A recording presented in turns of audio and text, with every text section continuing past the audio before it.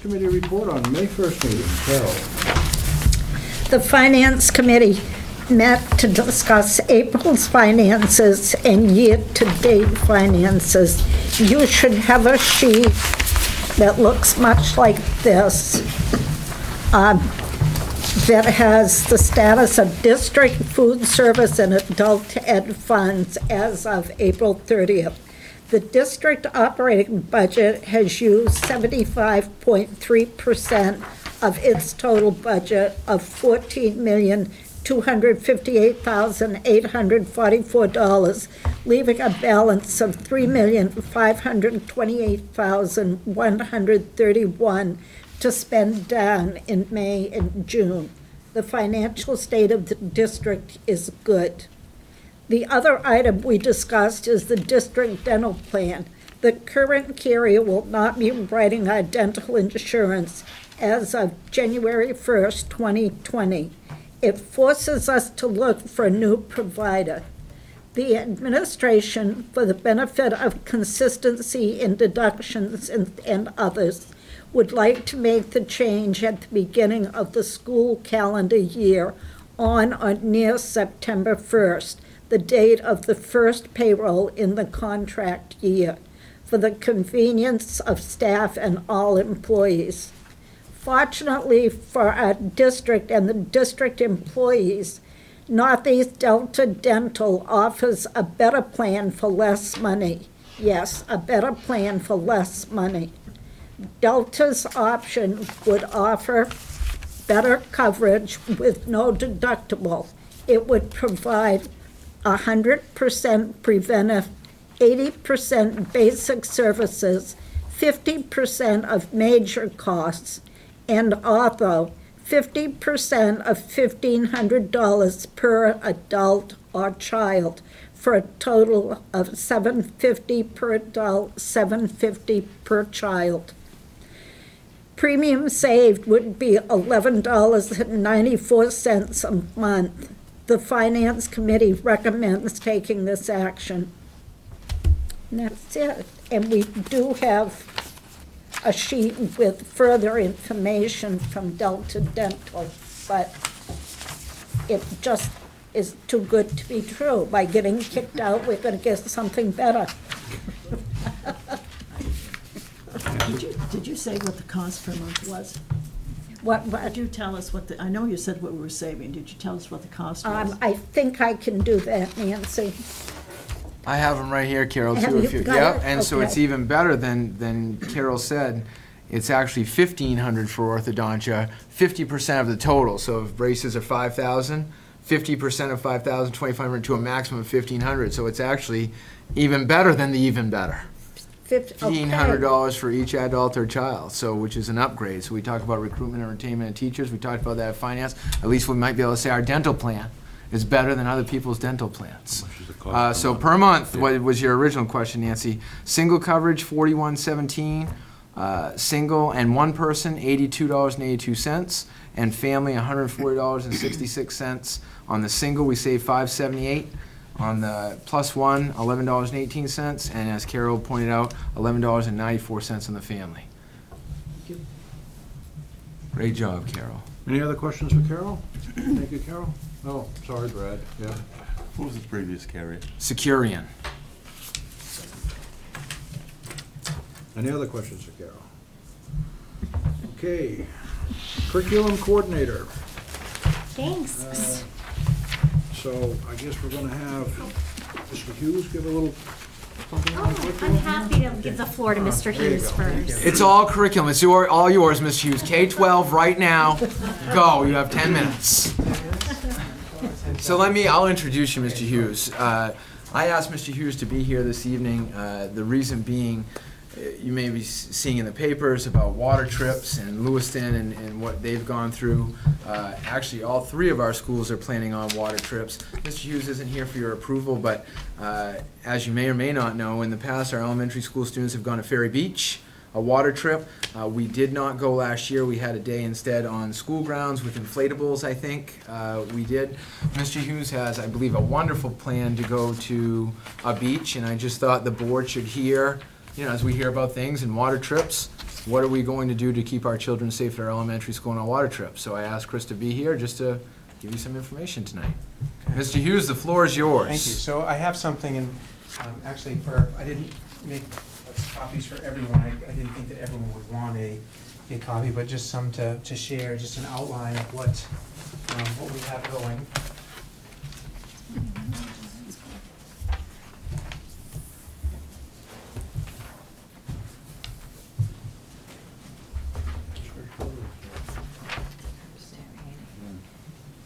This thing. Must be saltwater or freshwater? It is salt water. Yeah. And so I have I should know that, but. Yes. I have attended the Dr. Landry School of Safety. So I think we've got a decent plan going forward. So there's a photo there of Crescent Beach, which is in Scarborough. It is a state park. One thing that I actually don't have on here, excuse me, is that they do have lifeguards there as well. And I confirmed that when I spoke with them. The date would be Tuesday, June 11th. They are hosting another school of close to 200, I think, on June 10th. So they're used to having large groups. So close to 50 staff members will attend, about 280 students, and approved parent volunteers, which I believe we will not be short of on that day. For some reason, people like to take the day off and go to the beach, I guess. So as far as our rules, certainly all of our SVES rules for behavior will apply. Students must stay in the designated area, which I'll outline in the next section below. There'll be no swimming. This is not a swimming field trip, and laying in the water is considered swimming. Students who do that will not be allowed in the water. They may wade in the designated areas where there's water. As far as safety precautions, our area will be outlined with very visible orange cones on each side. There'll be a staff member on each side of those, monitoring, making sure that students stay within that area. I'll also have 3 to 4 staff members in the water at all times, facing the beach area. So their back will be to the ocean, and they will be in less than knee-deep water. We'll have a rope that will be buoyed and set just behind the staff members, or just in front of the staff members, so it'll be clear where our designated water area is. And I joked with Mr. Landry, I'll be like the chief of police in the movie Jaws. Anytime I see someone going too far, and get out of the water.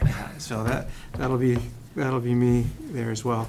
And I think just the educational experience that we've talked about as a staff, giving students a chance that maybe it could be their first time, in like an ocean type ecosystem. And there are some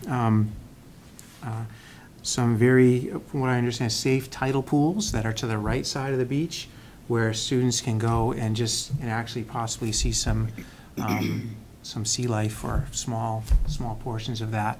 I plan on going ahead of time, prior to June 11th, just to kind of get my bearings there, so I know the area as well as possible. And so, yeah, that's our plan.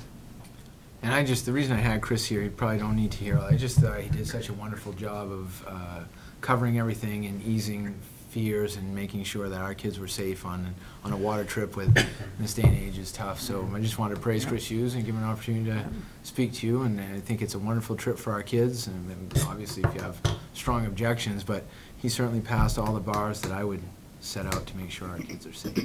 Jolene? I know there's not going to be any swimming, but is there a lifeguard on duty there? Yes, I believe, actually, there could be two actual lifeguards there, from what I understand. I will confirm that again. I did speak to a person at the state park who said there were lifeguards that would be there as well. Thank you. Carol?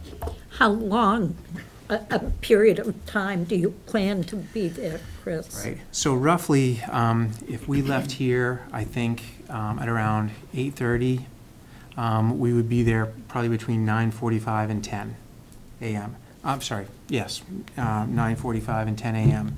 Then I think we'd have to start packing up at about 12, or be ready to leave at about 12:45 to be back in time for buses back here. So, About 3 hours. right. I just don't Correct. want Yep. I just don't want your teachers to wear themselves out watching Right, yeah. 200 of those So- little people.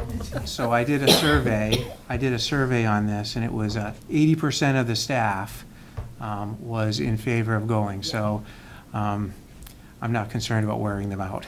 Okay. I mean, I am concerned with them coming back on the bus. Or like, You probably said this and I wasn't paying attention. What grades are going? we have K through 3 would be attending, and one of the pre-Ks has interest in going as well. One of the pre-Ks would rather not. They want to do an experience back at school. Thank you.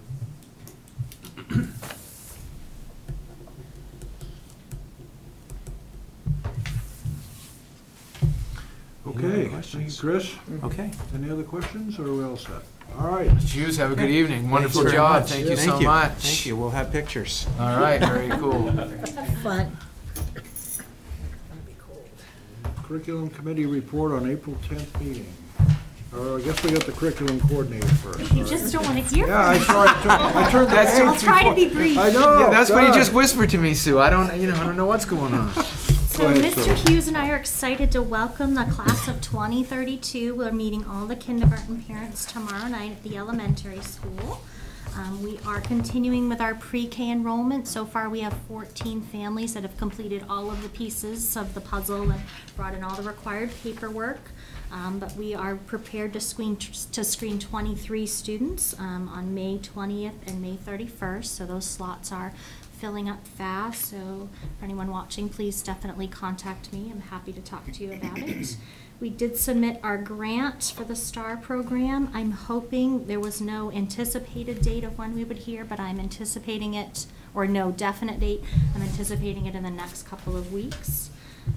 We were awarded another grant from the Maine Community Foundation PF Fund officially to have our students as juniors, the class of 2021, travel to Quebec. So we're happy to continue that tradition. Our students, right before April vacation, in grades 3 through 8, finished all of the Empower testing. It went very well. You've heard Dr. Landry say, but we did not realize, and other schools had issues, they didn't realize that that test would not have run on our old white MacBooks. It was like earth-shattering news that we found out, so we were so thrilled that we had those. It would have been really challenging to have completed that assessment without those. And we're currently, Dr. Landry and I, along with our administrative team and our teachers' representatives, will be starting work on the Title I plan and our comprehensive needs assessment, so we're certainly open to anyone who wants to participate. Any questions for Sue? Go ahead, Brad. I'm sorry. Oh, that's all right. Well, one of the concerns I think that many of us have as a school board is parent involvement and commitment, and hoping it follows through. And I'm just curious, what do you usually find for an outcome when you have these tomorrow night's meeting, percentage-wise? I just told Mr. Hughes that I was anticipating we'd have probably 40 families. So for kindergarten registration night, we pretty much meet most families. Almost so- everyone who comes, yes, we have 100% on great. the front end. Okay. Not 100, but I would say probably around 85 to 90. That's good, okay. Mm-hmm. I would echo that. I think it's a very well-attended event. That is an event that we Yes. filled the room pretty well. Okay, so. And I think our student-led conferences here at the middle school, I haven't heard any official numbers. It seems like there was a great turnout the couple times I popped over in the last couple hours. So that leads to the second question, is how do we Sure. keep them coming? That's. And I don't expect an answer to this, but Yeah. that's something that all of us need to be looking at. you I know. agree. We need to have that same commitment within the 6th grade, 8th grade, and so on. Oh, and somebody just kindly noted to me that I might have wrote the wrong date for our curriculum committee meeting. I guess I didn't want anyone to show up. It's not Wednesday, May 15th. It's actually Wednesday, May 8th. So there you go. It's the second time in like the last 15 minutes that I kept referring to April, it was May, and now I apologize about that. Wednesday, May 8th is our curriculum committee meeting. And we're going to be discussing proficiency-based and standards-based grading. Okay, curriculum committee report on April 10th, meeting, Nancy. We began the meeting with an overview of the work being done by Emily Eastman, Tobacco Prevention Coordinator, and Kayla Capone, who is Substance Abuse Coordinator from Healthy Oxford Hills. They shared with us the value of finding out what the kids want to know and then building on it. Emily shared her experiences going into a third grade classroom. The students were aware of some of the dangers of tobacco, but asked many questions that allowed her to increase their knowledge of the harmful effects. The importance of letting the students lead the discussion was emphasized. Emily and Kayla explained stall talk and how informative posters are being placed in bathrooms to provide snippets of information to inform students of data around the harmful effects of vaping, etc. These posters are in the bathrooms in our middle school and high school. We viewed an online video from Maine Prevention Services that highlighted high school students sharing their viewpoints on drugs. The activities that they were involved in helped them stay away from all forms of drugs. This was a positive message to their fellow students. We brainstormed the direction of our next meeting on October 10th, and there is a health use survey that our students have already taken. That will provide data that should give a helpful view into drug use amongst our students, and that will be ready by the fall. They will have analyzed it by then. We will pursue the list of services that the 5 towns fund to find those that may be helpful to our school and community. And actually, that has already been done. I think Kayla did send you the information. These services may provide us with more resources, and maybe not when we finally delved into them. The group is also interested in what books are available in our libraries to help students understand the dangers of drugs. We also want to pursue the possibility of having recovering addicts speak at a community forum. And the curriculum committee is very thankful to this group that is dedicated to helping our students, and so the public knows there are more than 20 people who come to this meeting, and it covers the school board, it covers the health center, social workers, Healthy Oxford Hills. Dr. DeKay is always with us, so we have a very, very committed group. We're appreciative of that. Any questions for Nancy? Thank you, Nancy. So Adult Ed had no meeting, Lake Region had no meeting, Technology Committee had no meeting, and the Wellness Committee had no meeting. Facilities reports, Construction Transportation Safety Committee report on April 10th. So as typical. That's my report. Don't worry, Sue, I'll start us off like Okay. typical, and I'll let you finish us up. I have just a few remarks. The window project at Sacopee Valley Elementary School, we did have a single bidder who obviously won the project. It was Eric Anderson. So we'll be looking to replace at least 10 windows before June 30th, and we are talking about doing more windows over the course of the summer as finances allow.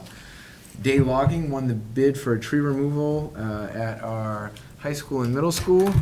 Their winning bid was $0, so they were tough to beat, so we thank Day Logging for doing that work for free. Sue Day did a wonderful job designing the sideline chairs that you will see at senior assembly, graduation. I think the board will have the opportunity at graduation to sit in some comfortable, padded, fold-out chairs that are white and blue with our Hawks logo. Please thank Suzanne Day, who did all the design work for those chairs. They came out lovely. And we have, on Sue's great notes, Sue Melanson's great notes here, 2 new sheds at the middle school that'll match the wooden sheds that we've ordered for our high school and elementary school. I believe at this point Johnny has ordered one of those, and we will look to sell the metal shed that has passed its prime to try and recoup some finances for the district.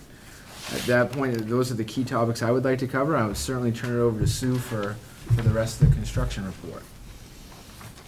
Mark Miller is going to attend our May meeting to discuss relocation of the elementary school garden. We're also going to, the greenhouse wasn't erected in April. No. Yeah. But the Why is the this green? high school greenhouse will be erected in the summer. No, that's all right. we hope.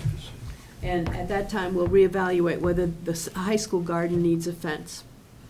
After a complete season of tennis court use, we're going to revisit the request for pickleball lines to be added to one of the courts if the tennis usage allows for it. The elementary school playground has received a grant, and those funds, in addition to the money raised by the PTC, will allow us to greatly enhance both the pre-K area and the main playground. And students have been asked what equipment they would like to see on the playground. Playground committee will be meeting on May 21st. We continued the 10-year plan review. The goal is that we will bring that updated plan to the board for approval at the June 8th meeting. The following projects have been moved to the maintenance budget and taken off of the 10-year plan. Annual refinishing of the elementary school gym floor will be done from the maintenance budget until year 10, when a full sanding and refinishing will be scheduled. Lockers for the elementary school will be done from the maintenance budget. The middle school sideline chairs and a cart if it is needed. And the high school JR OTC modular interior rehab will come from the maintenance budget. The following projects are on the 10-year plan currently, but may never be done. The elementary school, attaching the Adult Ed Morrison Center modular to the school may not be possible because of code and design limitations, but we have looked into it. The high school irrigation well for the fields may not be feasible, and we also can't get a bid on that.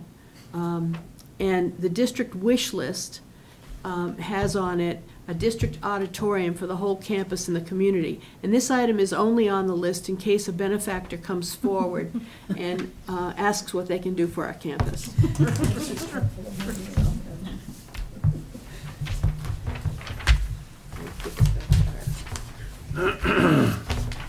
Superintendent's report. Marla, does anybody have any questions for Sue on construction transportation? Okay. Superintendent's report? So everybody knows how I am, so just to be clear, the rates that I quoted you, Nancy, are 18-19 rates. They're apples to apples. They're 18-19 Securian and 18-19 Delta. As soon as we sign up, we'll get, just so everybody's clear, if we pay $3 more next year. He said they were 18-19, the current rates on both companies.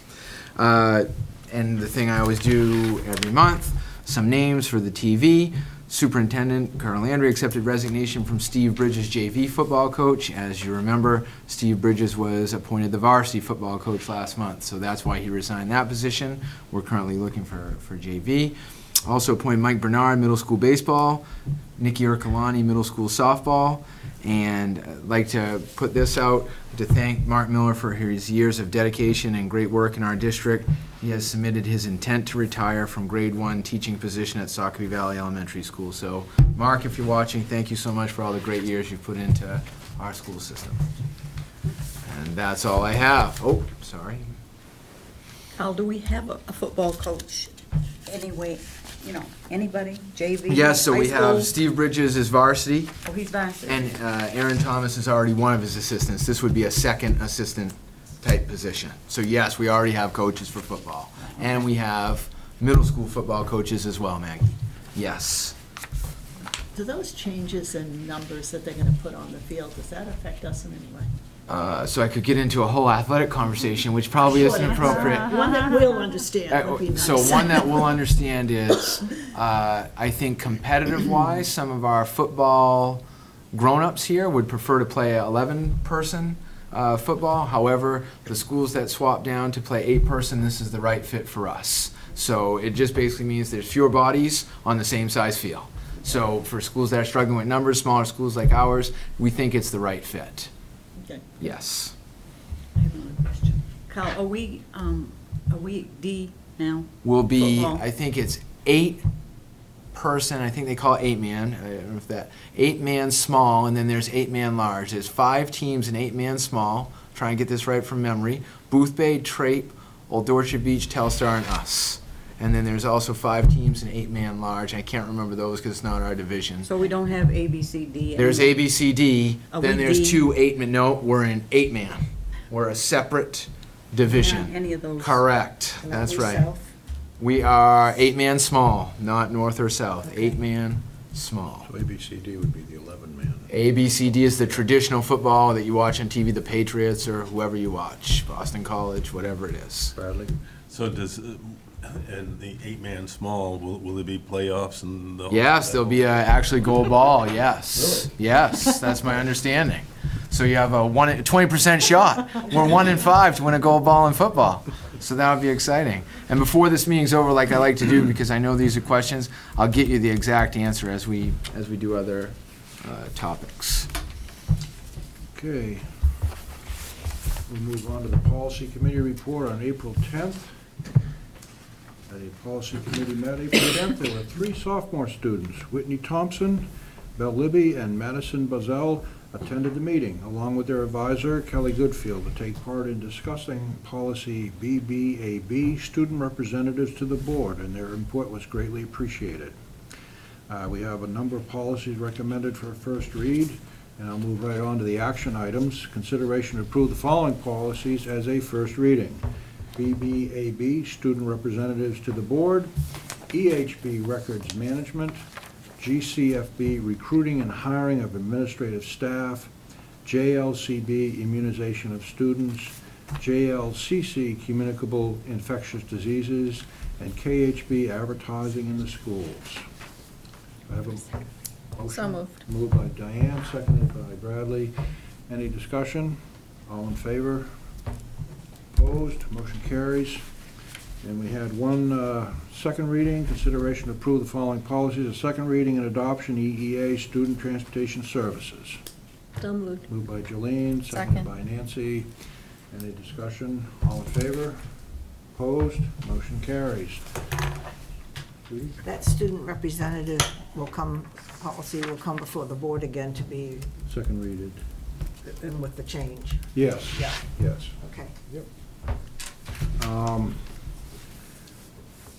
So other action items, consideration of an executive session to consider evaluation of officials, appointees, employees pursuant to 1 MRSA Section 405A. So moved. Moved by Second. Brad, seconded by Diane. Any discussion? All in favor? Okay, opposed? We are now in executive session.